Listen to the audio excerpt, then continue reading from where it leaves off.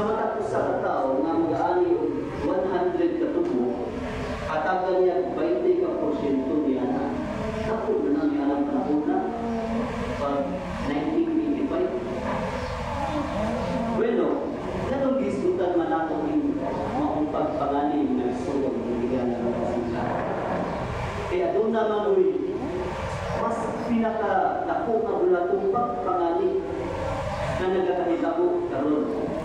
Kung pinahanglan, mas daghang mga nganin. O ang ganti ni hindi lang 20%, kundi 100% ay kinabuhi ulit katapusan sa parayasong mita ang ganti ni. Pinuusan ni siya pagpamani, ikiran pa ni. Atong basaho ng Biblia ng isang palihog, sundalo sa pagbasa niya sa Matthew 35.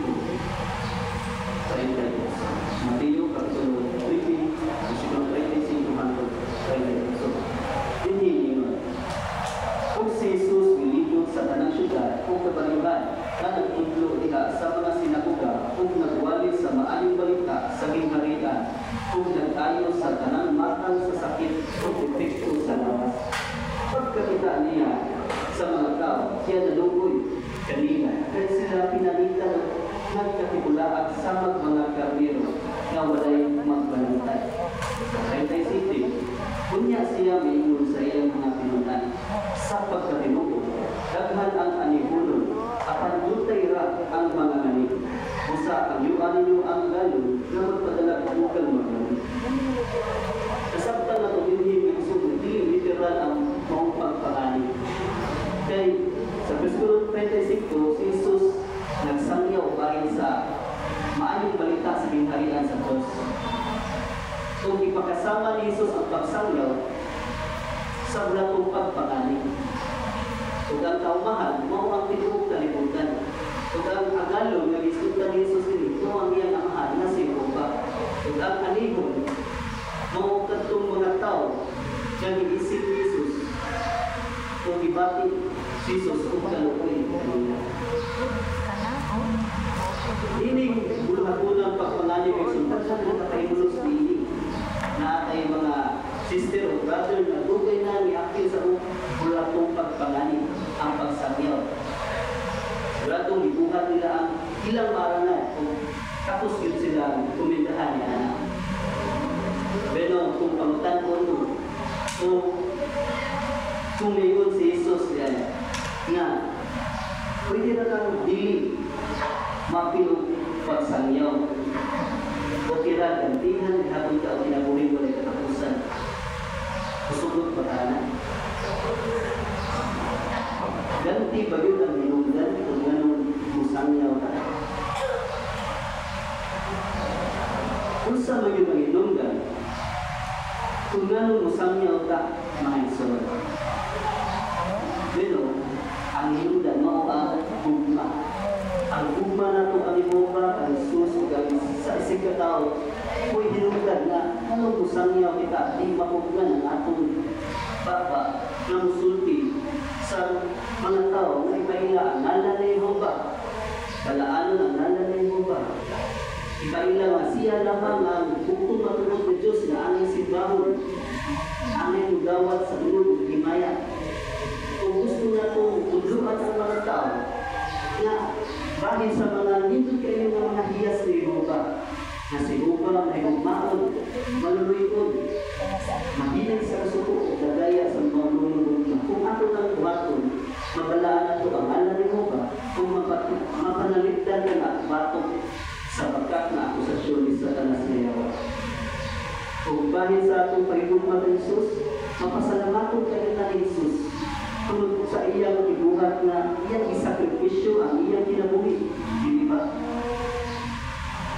Kung kaya ginigugma naman natin si Jesus may sundo sa atong baton. Humano na ito ang sundo ni Jesus. Kung sa iyang sundo. Paliho, ya sa Mateo kapitulo 28, versículo 19-20. Mateo 28, 19-20. Mao ni ang sugo ni Jesus. Hindi mingon. Usa tuan ninyo ang mga tao sa tanang kanasuran ug tudlon sila aron mahimong akong tinunan. O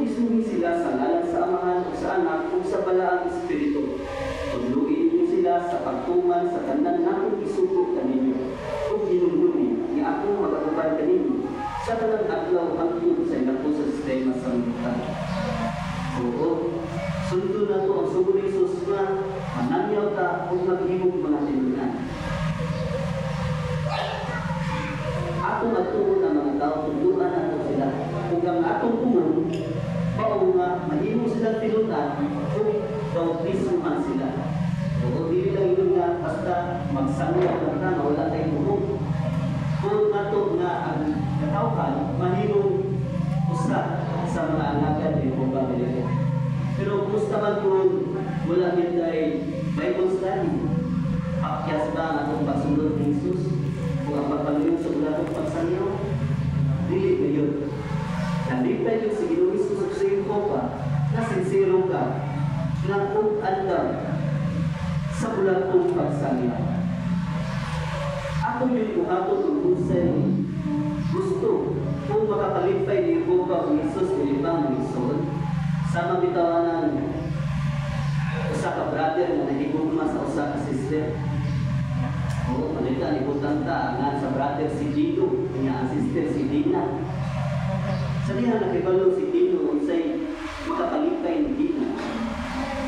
Gusto man na sayra ni Gino nga ang gusto kanto ni Dina mao'y manggo.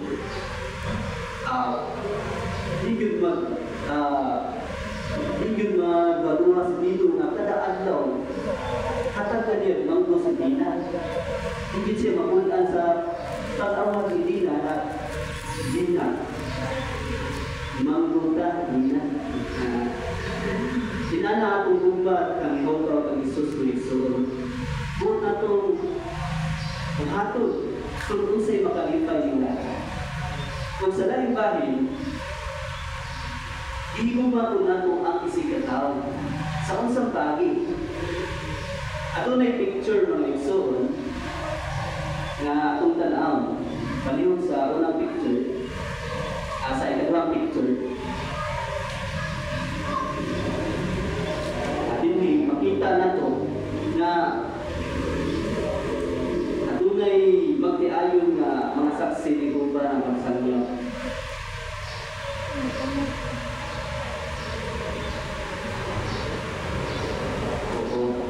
Imagine lang yung Megson nga tunay saksi ni Jehovah nga nutok sa balay. Wala sila kabantay o wala sila kahibalo kung sa'y kahimtang sa tao diya sa sulod. Siguradong ang tao nagmagulaan sa sulod. Mao na, no? Nakita natin na yung babae na nagmagulaan sa sulod sa balay. Kung sa kayo may tabo kung ang babae, ablihan niyang puntahan kung gawa niya ang mensahe, siguradong mahupayan yun siya. Usa mo na atong buhaton may suon. Ako ipakita ang atong gugma sa isigataw, pinaagi sa pagpayag nila sa kamatuoran bahin sa ginharian sa Diyos, aron sila matatag paglaog kung mahupayan.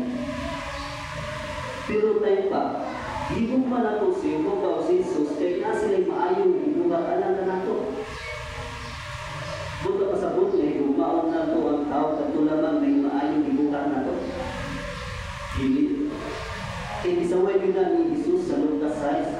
Iyo si Jesus, kung sa may dumog ninyo, ini.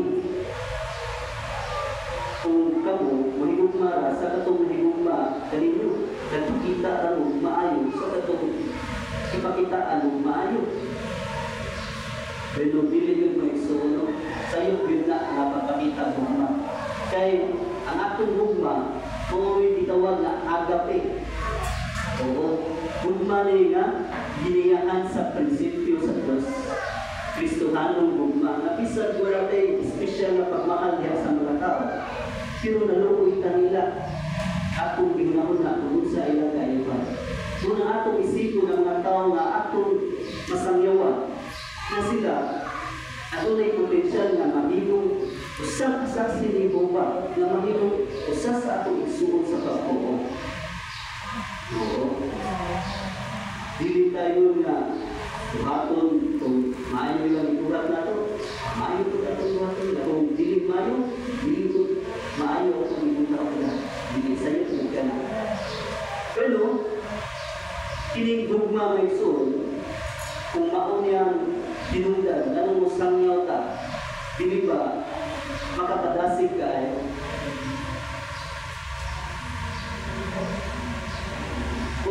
Kumusta man ang katong mga bagong Bible study na to?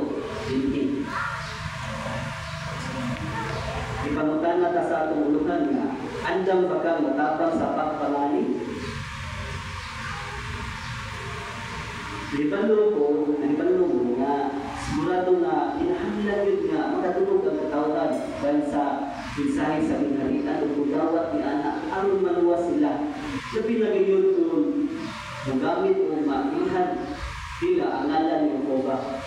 Kaya naman, paliwag sa iyong Biblia magsuon diya sa Roma Kapitulo 10. Roma Kapitulo 10. Versikulo 13 o 14. Panana, dinhamingon, kaya matag-usa ng tawag sa ngalan ni Jehovah, maluwas. Ingon ana ka importante ang ngalan ni Jehovah, dili ba? Mga minahalang Bible study. Ang sumpay, apan unsaon nila pagtawag kaniya, kung wala sila'y pagtuo niya. Unsaon sa nilang pagtuo kaniya, na wala man sila magkatulog bahin niya. Unsaon man sa niya, magkatulog kung wala isa niya. Kung unsaon man nimo pagsangyaw, kung maglisod ka sa wala itong pagpangani kung pagsangyaw.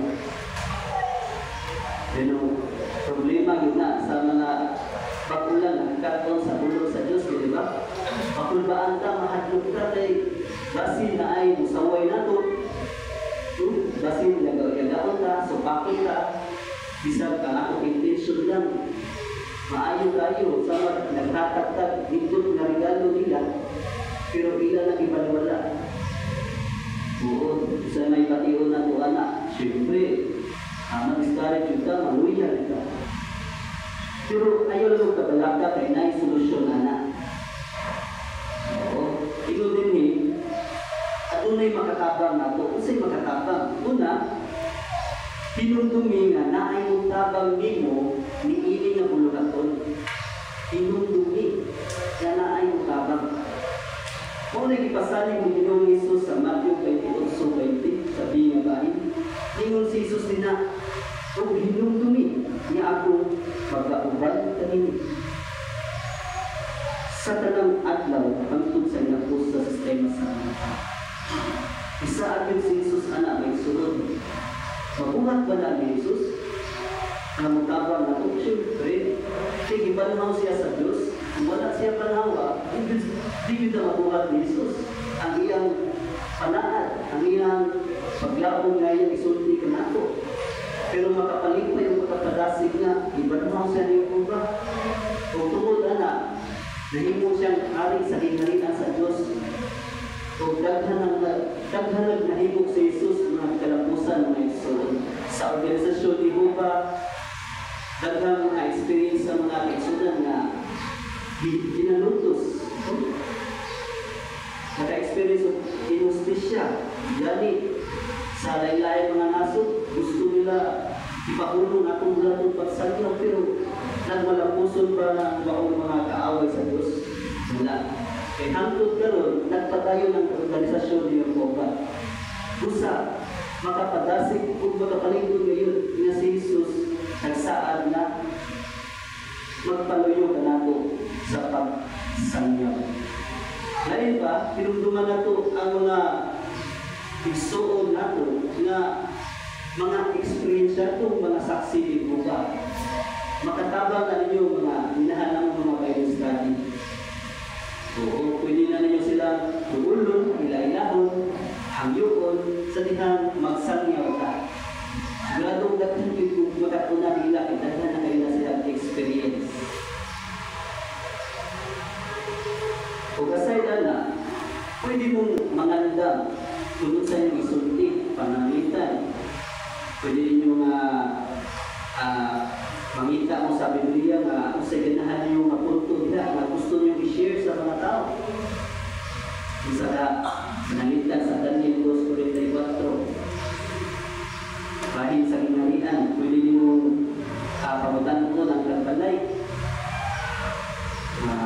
Ingon ka, pwede ba na kung mahibaluan ang imong opinion? Daghan sa akong mga problema karon ang nakaapekta sa mga tao sa bigong kalibutan. Sa imong hunahuna, ma'am, sir, ikinahanglan ba yun ang usa ka gobyerno nga makoy magmando sa bigong kalibutan aron masulbat ang problema sa katawhan? Dayon, imong isgutan ang Daniel 2:44.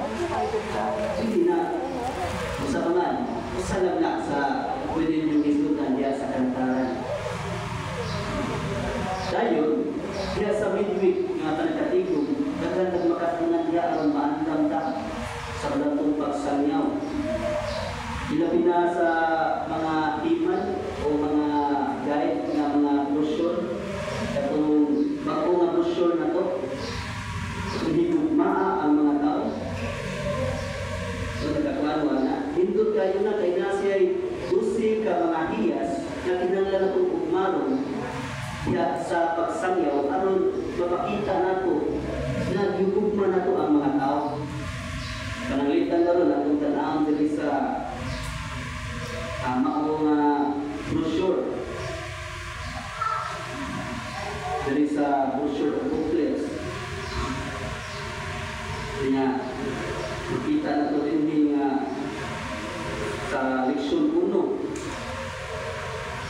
Unahang kayuhan sa uban. Naisugyod niya sa number 5 na maminaw.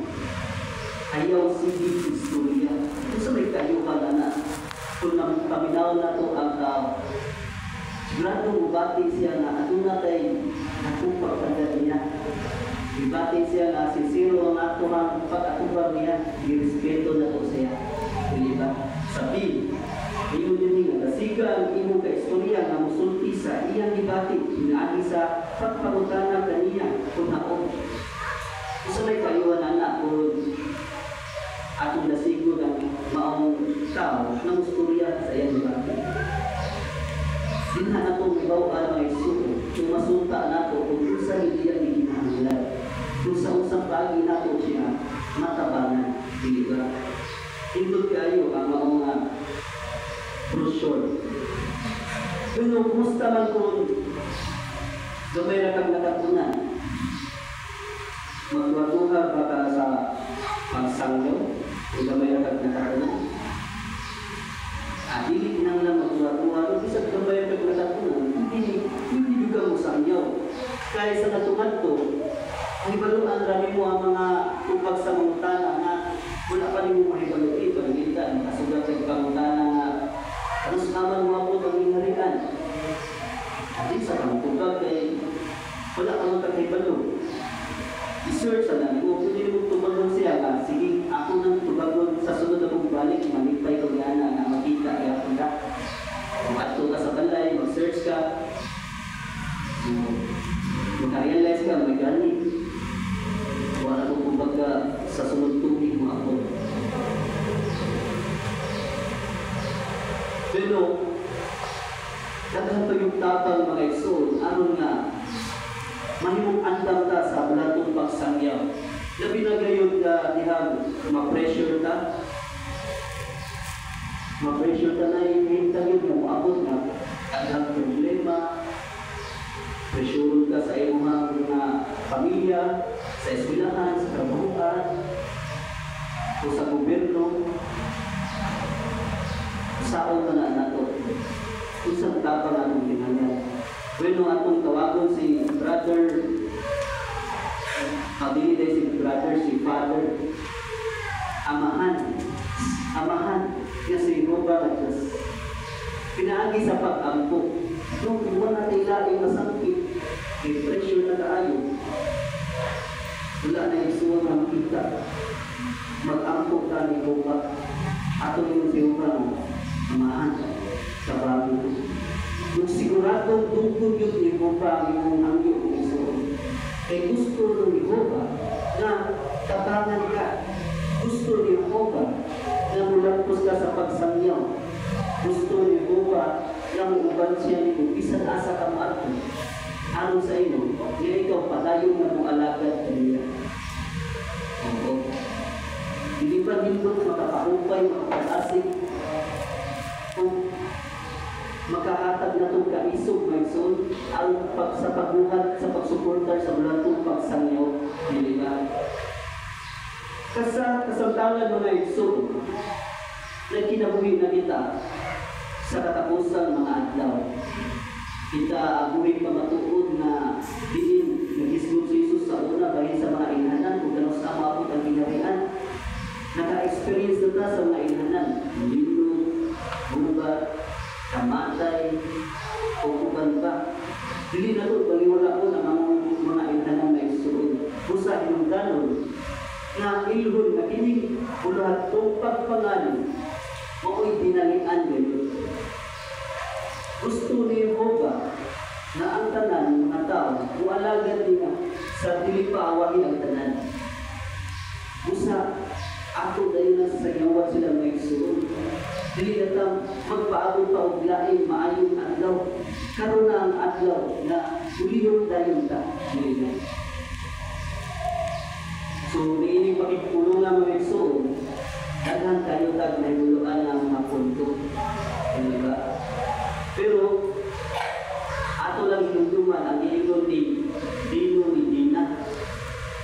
Sa ito, Mangkuta Dina. Mangkuta Dina. Mangani kita. Go. Tungod sa ugma na ito kang Jehovah, kang Isus, kung sa isikataw. Ta, magkasiguro ta, na ato na'y tabang, na atong gikinahanglan, aron magpadayon ta sa pagsangyaw. Kung di na, siyempre, wala ilain. Isipon na ito, ang bulatong pagsangyaw, mo'y dinarian. Dosa, tara na, manangyon ka.